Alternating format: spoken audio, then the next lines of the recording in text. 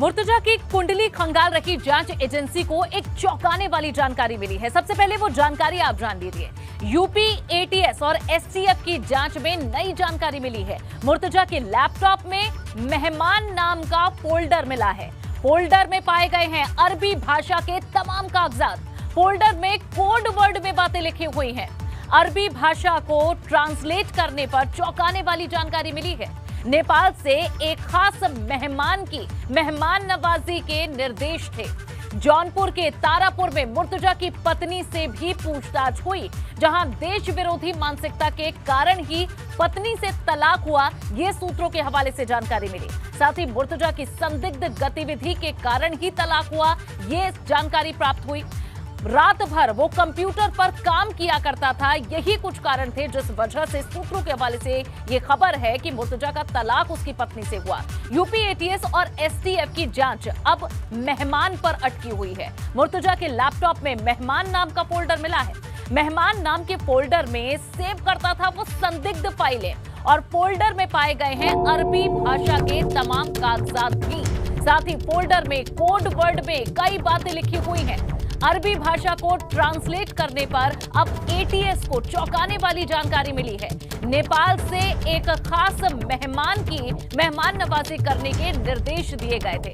अब खास मेहमान को ढूंढने में एटीएस और एसटीएफ की टीमें जुट गई हैं। तो ये बड़ी खबर आपको दे रहे हैं, बड़ी जानकारी, जहां मुर्तजा के लैपटॉप से एक खास फोल्डर मिला है जिस पर लिखा था मेहमान, और एक खास मेहमान था जो नेपाल से जिसकी जानकारी मिली और इसी की मेहमान नवाजी करने के निर्देश दिए गए थे। अब इस खास मेहमान को ही ढूंढने में तमाम टीमें जुटी हुई हैं। एटीएस और एसटीएफ की टीम अब ये जानने का प्रयास कर रही है कि आखिर कौन था वो मेहमान जिसकी मेहमान नवाजी करनी थी, यानी जिसकी देखभाल करनी थी, और आखिर क्या मकसद इसका था। तो ये कुछ अब अनसुलझी चीजें हैं, सवाल हैं जो अब एटीएस और एसटीएफ के सामने खड़े हैं, और इन्हीं सवालों के जवाब अब तमाम टीमें ढूंढने में जुट गई हैं। परिवार के लोगों से, दोस्तों से, सभी से पूछताछ की जा रही है और उस जगह को, उसके तमाम आधुनिक उपकरणों को खंगाला जा रहा है, जिसमें मोबाइल से लेकर लैपटॉप भी शामिल है। मुर्तजा की हर एक चीज को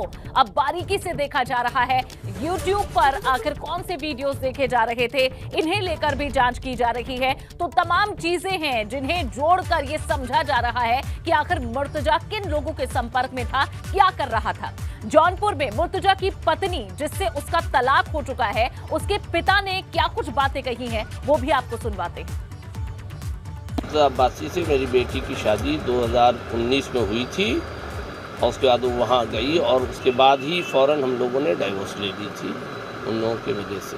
क्या वजह क्या थी डाइवोर्स? बस कोई घरेलू जो वजह थी, वो उनकी माँ हमारी बेटी को थोड़ा टॉर्चर वगैरह करती, परेशान करती थी, इसी वजह से हमने उनसे डाइवोर्स ले ली। तो मुर्तजा अब्बासी था, बाय नेचर कैसा था? ठीक है, नॉर्मल जैसा था, जैसे भाई केमिकल इंजीनियर था, सब हम लोग देख के तब की थी शादी। यहाँ आते नहीं आए, एक मरतबा आया सिर्फ, यहाँ 2 मरतबा।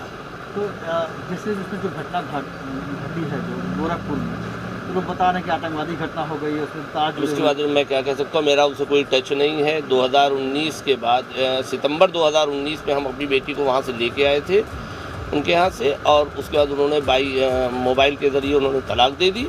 उसके बाद हमारा उनका कोई किसी तरीके का कांटेक्ट नहीं है। क्या और कोई यही सब जो बातें आपको बता रहे हैं वही उनको बताई हमने, कोई हम उसके बारे में कोई ज़्यादा जानते नहीं, क्योंकि हमारा उनसे कोई टच ही नहीं है।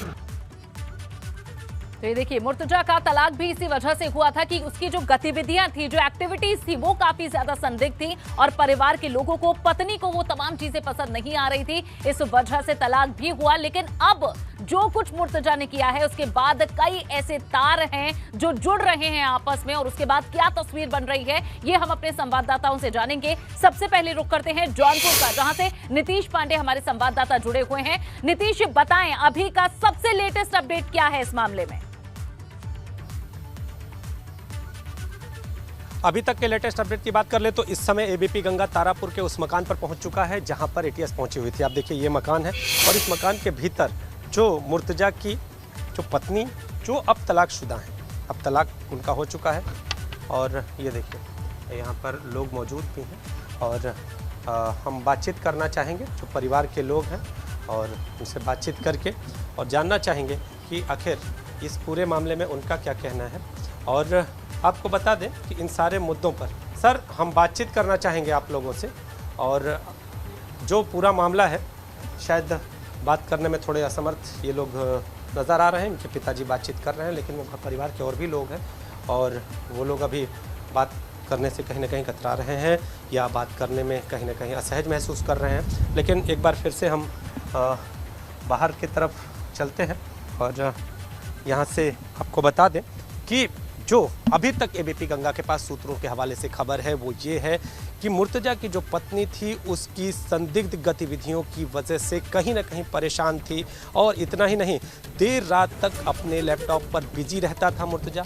इतना ही नहीं, अगर बात करें तो जो दूसरा पहलू है वो ये है कि जब उसके बारे में कोई जानकारी हासिल करने का प्रयास किया जाता था तो चिढ़ता था, यहाँ तक कि मारपीट की भी बातें सामने आई हैं। एबीपी गंगा के पास सूत्रों के हवाले से ये खबर है। और आपको बता दें कि परिवार वालों से जब उस वक्त मुर्तजा की पत्नी बातचीत करना चाहती थी तो फ़ोन भी करने से कहीं ना कहीं मुर्तजा और उसके परिवार वालों को भी दिक्कत होती थी। वो परिवार वाले, मुर्तजा के परिवार वाले जो तलाकशुदा पत्नी है मुर्तजा की, उनसे बातचीत नहीं करने देना चाहते थे। जब उनके कोई राज को जानने का प्रयास किया जाता था तो भी कहीं ना कहीं ये राज खुलने न पाए या इस राज के बारे में कोई जानने न पाए सर, या खुद के बारे में कुछ बताने से कतराते थे।